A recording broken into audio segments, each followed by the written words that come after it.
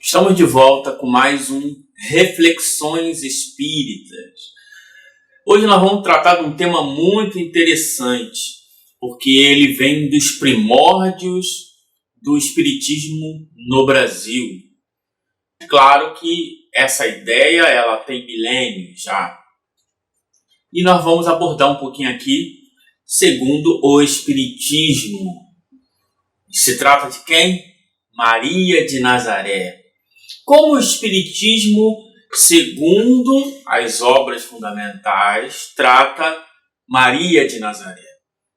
Maria de Nazaré, nos romances, nos autores fora de Kardec, eles usam muito essa linguagem ainda da Igreja Católica, né?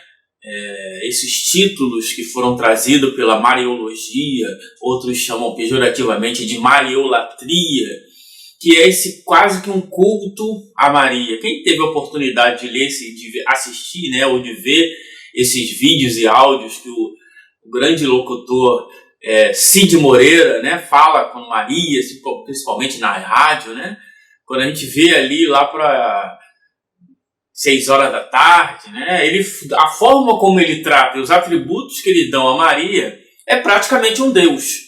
Mas o Espiritismo, como trata Maria?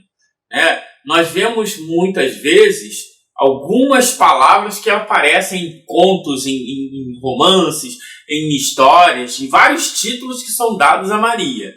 Exemplo, Virgem Maria, cheia de graça, Mãe de Deus, Estrela do mar, essa eu também não conhecia, Rainha do céu, Virgindade perpétua, Imaculada Concepção, Nossa Senhora, Mãe da Igreja, Advogada, Auxiliadora, Intercessora, Medianeira, Rainha dos Céus, Santíssima, Virgem Santíssima, Rainha dos Anjos, Mãe das Mães, Mãe Celestial e por aí vai. Como é que o Espiritismo lida com essas coisas?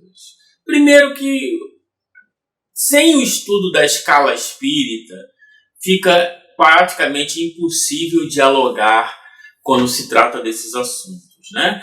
Então, para quem não estudou a escala espírita, eu vou indicar alguns vídeos aqui embaixo. Você vai lá, lê, assiste e depois você vai ter uma noção melhor, né? A escala espírita divide os espíritos em 3 grupos: os espíritos de terceira ordem, os bons espíritos e os espíritos puros. Aí a pergunta é: Maria de Nazaré é um espírito superior segundo a doutrina espírita? Então, precisamos de algumas informações. Não é baseado no que eu acho, e sim no que os espíritos trazem, no que a codificação traz. Então, eu vou trazer 2 informações básicas. A primeira ocorreu quando Kardec publicou o ensaio teórico sobre os anjos decaídos. E aí o Kardec lá falando de um grupo de espíritos que viriam de outro planeta para a Terra, isto é, que não estavam ainda contaminados com os problemas que nós tínhamos aqui. Então Kardec, de passagem, fala assim, é como se fosse o dogma da Imaculada Conceição, isso é, eles não tiveram o pecado original. E aí o Kardec, depois que ele traz essa teoria muito grande, está na Revista Espírita de 1862, assim, leiam lá que esse artigo é muito importante. Aí o Kardec manda as informações para essa teoria para o movimento espírita da época, e os espíritos de vários centros diferentes mandam informações. Dentre as respostas dos espíritos, presta atenção nesta. Está bem definido, mas é preciso ser franco. Não acho senão uma coisa que me contrarie. Por que falar do dogma da Imaculada Conceição? Tiveste revelações concernentes à Mãe do Cristo? Deixai essas discussões para a Igreja Católica. Lamento tanto mais essa comparação quanto os padres crerão e dirão que quereis lhe fazer a corte. Um espírito amigo e sincero do médium e do diretor da revista Espírita. Isso é, meu irmão, estou entendendo. Não estou entendendo. Que história é essa de Imaculada Conceição? Algum espírito deu revelação sobre a Virgem Maria? Deixa esse negócio para os padres, cara. Sai dessa. Isso em 1862. E aí o Kardec, em 1864, quando ele publica o Evangelho segundo o Espiritismo, Kardec faz um comentário muito interessante, que está lá no Honrai vosso pai e vossa mãe. Preste atenção. Quanto à sua mãe, ninguém ousaria contestar a ternura que lhe dedicava. Deve-se, entretanto, convir igualmente em que também ela não fazia ideia muito exata da missão do filho, pois se vê que não tenha nunca seguido os ensinos, nem dado testemunho dele, como fez João Batista. O que nela predominava era a solicitude maternal. Então, vai lá no capítulo Honrai vosso pai e vossa mãe, item 7. O Kardec fala isso. Então, ele está dizendo ali que Maria não entendia muito bem a missão de Jesus. Tanto não entendia que ela foi lá buscar o Jesus quando ele estava pregando. E aí falaram o que para ele? Olha, sua mãe e seus irmãos estão aí, ó. Isto é, ó, estão com medo, você está falando alguma coisa aí. Então, ela não entendia muito bem essa missão. Se ela não entendia a missão, ela não era um espírito superior. O que é um espírito superior? Espírito superior é o espírito que está perto da perfeição. Então todos esses atributos que dão a Maria, Rainha dos Céus, Rainha dos Anjos, etc, do ponto de vista doutrinário, não faz sentido. Primeiro, Rainha dos Céus. Rainha dos Céus. O que é Rainha dos Céus? Seria o mundo espiritual. O mundo espiritual não tem rainha. No máximo que nós chegaremos é espírito puro. E os espíritos puros são iguais. Veja lá na Revista Espírita de 1861. Os espíritos puros. Os espíritos puros são iguais. Então não tem rainha, nem rei. Porque os espíritos não têm sexo. E quanto mais evoluído, menos ligado a essas questões biológicas os espíritos são. Cheia de graça. Cheia de graça, também é a questão uma visão muito católica da graça. Então, Maria, ela teve a missão de ser mãe de Jesus. Mãe de Deus. Mãe de Deus faz menos sentido ainda. Porque se Deus é Deus, ele não pode ter mãe. Rainha do céu, já falamos. Virgindade perpétua, Maria nasceu, viveu e morreu como todos os seres humanos. Então, desde o momento em que ela teve relações com José, ela deixou de ser virgem. E a virgindade, para nós espíritas, não faz a menor diferença. E mesmo a virgindade é quase uma gíria do antiga. Todo ser que tinha uma certa capacidade, demonstrava uma notoriedade, as pessoas tinham comum a mania, o hábito comum de dizer fulano nasceu de uma virgem. Só que as pessoas hoje pegam isso muito ao pé da letra, que eles criaram todas essas teorias que tem por aí. Imaculada Conceição, Imaculada Conceição, isso é, a concepção imaculada. Jesus nasceu sem ato sexual, porque o sexo é sujo, o sexo é mundano. Isso não passa nem perto do Espiritismo. Nossa Senhora também não faz nenhum sentido, porque a ideia de Senhor, você vai ver até alguns espíritos na codificação usando a expressão para Jesus de Senhor, mas também é uma visão equivocada, porque Jesus é Deus. Não.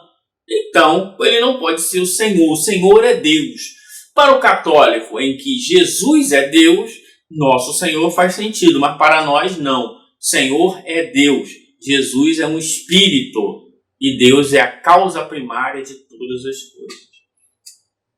Então Nossa Senhora não faz. Mãe da igreja, isso é um problema da igreja. Se a igreja acha que Maria fundou a igreja, o problema é deles. Agora, para a gente, por que eu vou usar mãe da igreja? Advogado. Todo mundo pode ser um advogado. Nesse sentido, não há problema nenhum. Todo espírito, até os bons espíritos, até os de terceira ordem, pode ser um advogado. Alguém que intercede em prol de outro. Agora, o poder da intercessão varia de acordo com o grau de perfeição do espírito. Auxiliadora, intercessora é a mesma coisa, né? Medianeira entre quem? Entre Deus e os homens. Isso aí, só Jesus é o medianeiro entre Deus e os homens do ponto de vista espírita, né? Então, os outros espíritos, eles entram sempre em contato com o espírito mais evoluído para poder pedir a intercessão, a ajuda, a influência, a instrução. Santíssima. Essa ideia de santíssima para nós não faz sentido. Primeiro que a ideia de santo para o espiritismo não faz a menor ideia. Mas os espíritos usam lá Santo Agostinho, santo. Na verdade, Kardec fala muito claro isso na Revista Espírita. Os espíritos usam, São Luís não assina São Luís, ele assina Luís IX. Santo Agostinho assina Santo Agostinho. Vicente de Paulo assina Vicente de Paulo. Kardec colocava aquilo ali apenas para ficar claro, de você identificar. Então, às vezes, o Kardec botava lá Virgem Maria, mas não porque Kardec acreditava que Maria era virgem, e sim porque é mais fácil de você dizer, olha, ele está falando aqui da Maria, mãe de Jesus, que as pessoas chamam de Virgem Maria. Eu preferiria usar Maria de Nazaré, muito melhor do que Virgem Maria, né? Então, Mãe Celestial, Rainha dos Anjos, todos esses títulos, do ponto de vista espírita, não faz o menor sentido. Então, quando a gente... mas e os centros espíritas que colocam Maria como a sua protetora? Isso não há problema nenhum. Não tem problema nenhum você querer colocar um espírito como protetor do seu centro, né? Se ele aceitar a ideia, a sua instrução, e se fizer digno, não tem problema nenhum. Agora, tem espírito que às vezes a pessoa nomeia e o espírito não tem condições. Jorge, o que você acha de Maria ser protetora? Olha só, eu não tenho condições de dizer qual o grau de Maria. A gente está fazendo aqui uma análise espírita, aí a gente tem que ser o mais honesto possível. Me parece que é um espírito bom. Agora, espírito superior, segundo que os relatos e as informações que o Kardec traz, não é um espírito superior. Então, esse negócio de que Maria está nas esferas celestes e vem para cá e vem para lá, isso aí... Muitos médiuns receberam falsas mensagens de Maria, né? Swedenborg, um dos autores do Livro dos Espíritos, ele diz lá que achava que era Maria e estava sendo enganado. Por quê? Por causa da influência da Mariologia, né? O Gutenberg também recebia falsas mensagens de Maria, e muita gente que fica vendo Maria nas nuvens, Maria não sei aonde, no espelho, na borra de café. Isso é muito misticismo, que o espiritismo não entra nesse campo.